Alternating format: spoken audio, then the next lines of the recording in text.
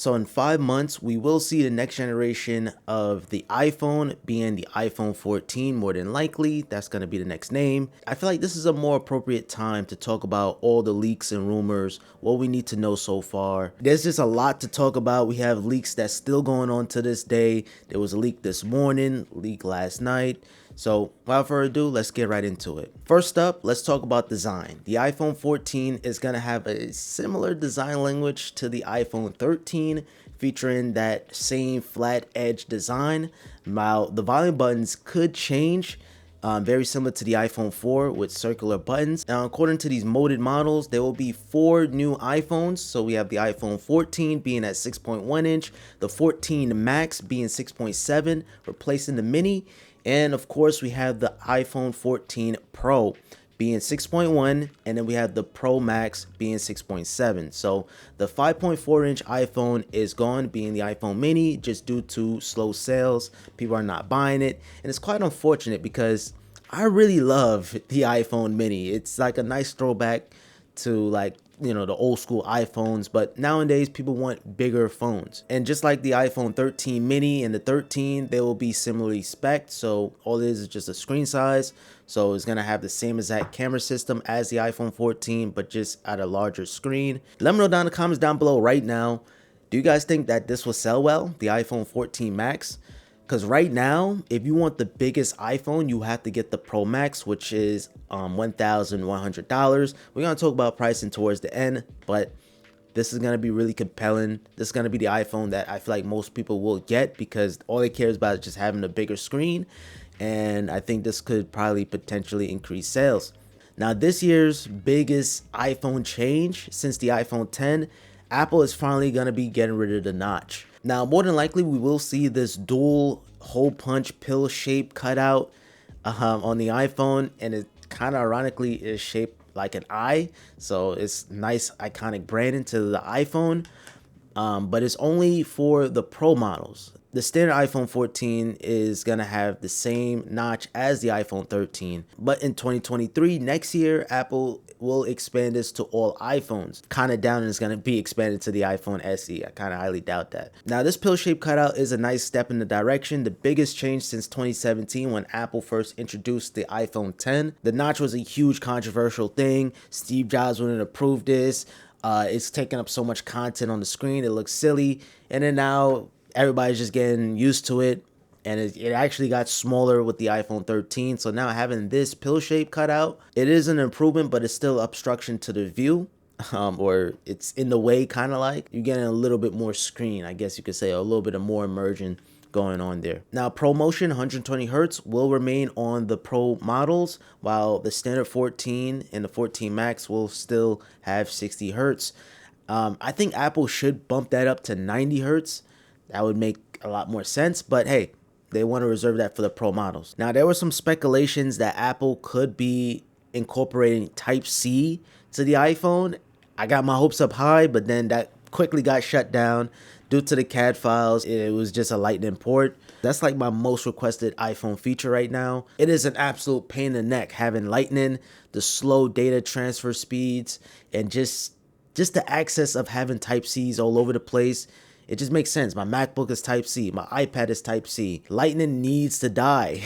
The Lightning port has been with us for over a decade now, 10 years, 2012. Now, back in those days, people were pissed because it was coming from the 30 pin, and then now this is a new connector, so now you got to get adapters and dongles. But now, if Apple were to switch to Type-C, we already have those cables access to us. Apple, incorporate Type-C to the iPhone. Is going to accommodate high-speed transfers, and potentially could even have faster charging too. I would love to put that to the test. It was rumored to only come to the iPhone 14 Pro, while the standard 14 is going to remain with Lightning. Now, there were some reports that Apple could be removing the SIM tray on the iPhone. Which means the iPhone will only be eSIM, but I think that will only be an optional model, say analysts. I don't know, removing that is unnecessary. And what is it going to do? That little tray is going to give us a little bit more battery life? Come on. Now, some people probably wondering, where's he getting all this information from? Minchi Quo, Shrimp Apple Pro. I'll throw everything in the description to all my sources if you guys want to read more information on there. And these guys, they have a high track record. Some of them are a little lower than Min Chi Kuo, but Min Chi Kuo is the top of the line guy. Let's shift our focus to the cameras. You see what I did there? Shifting focus to the cameras. The iPhone is going to receive a big camera boost this year. And I'm a big camera head, and I know throughout the years cameras are getting, very minor, but this is going to be a big jump. The megapixel count on the cameras are finally upgrading from 12 megapixels to a whopping 48 megapixels. Now, this is for the iPhone 14 Pro models. I'm sure it's going to probably be for the 14 too as well, maybe, but we got to wait and see. But this is for the Pros for now. And this is going to accommodate 8K video recording. 8K. You know how much space that's going to take up? There is one rumor saying that the iPhone 14, the standard one, and the 14 Max will just get the same sensor as the iPhone 13, which is the same 12 megapixel camera. So yeah, man, this is going to be a hard sell for the iPhone 14. It really is, because it's what's the point of upgrading? The same size notch, the same camera lenses. Yeah, it's the same thing. But I'm really curious to see how the telephoto lens is going to improve. The Samsung S22 with that space zoom. Oh my God. The space zoom is magnificent. I love the fact how you could zoom 100 times and the clarity is still clear. So I'm curious to see how Apple is going to really, step up the telephoto game. But speaking of that, in the iPhone 15 coming out in 2023, yes, we're already talking about next year's iPhone. We didn't even get the iPhone 14 yet. Apple could be working on a periscoping zoom. So basically, you're getting more zoom, bringing it in line with the competitors, on the Android side, because Androids, like I said, the Samsung can zoom up to 100 times. So very curious to see how the iPhone 15 is going to compete with that. And maybe by then, Apple's probably going to have it where they might have that one feature that the Samsung don't have. Who knows? But that's for the iPhone 15. That's not coming to the iPhone 14 just yet. This rumor just came out. There's another iPhone 14 camera rumor.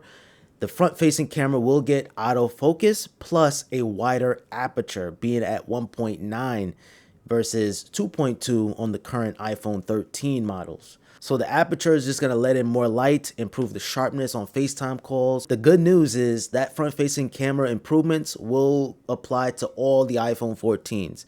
Not just for the Pros, every single iPhone 14 model will have that front-facing camera improvement. It's always interesting to see mobile photography and videography started from this to this. It is actually insane. Absolutely killing off those point-and-shoot cameras.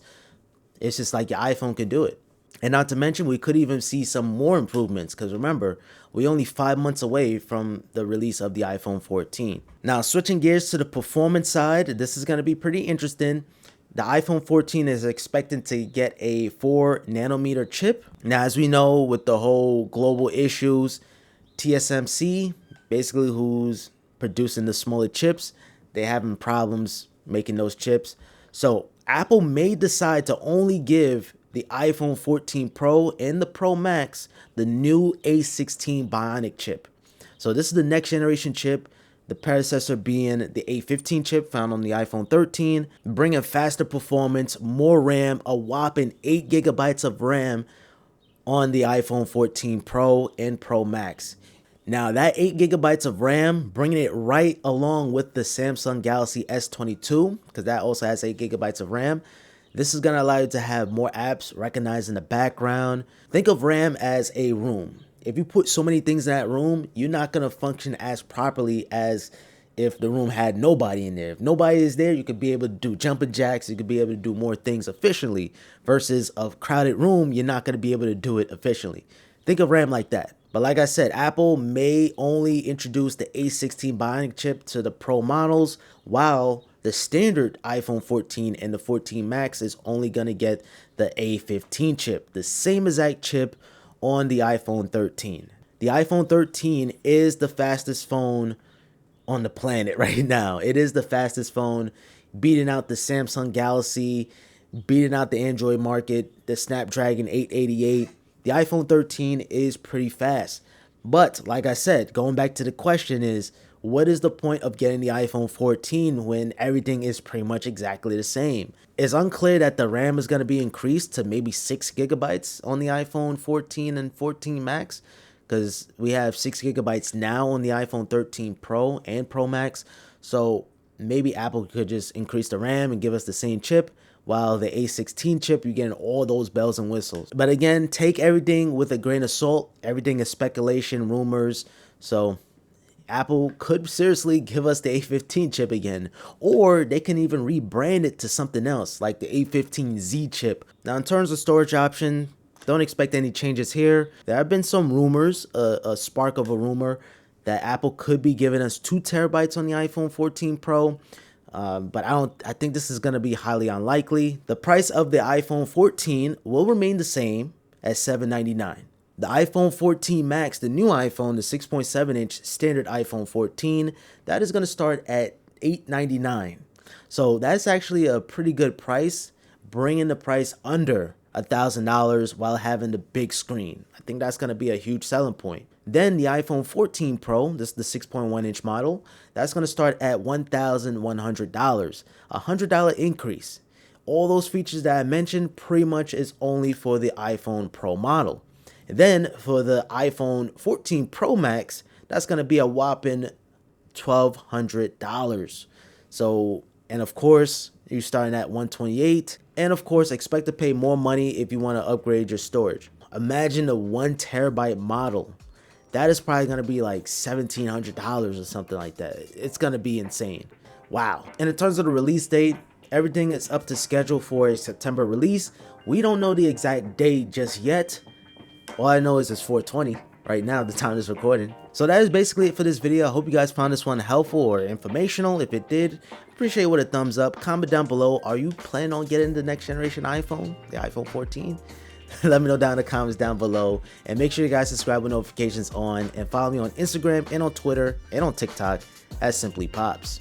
Until next time, have a simple day. Peace.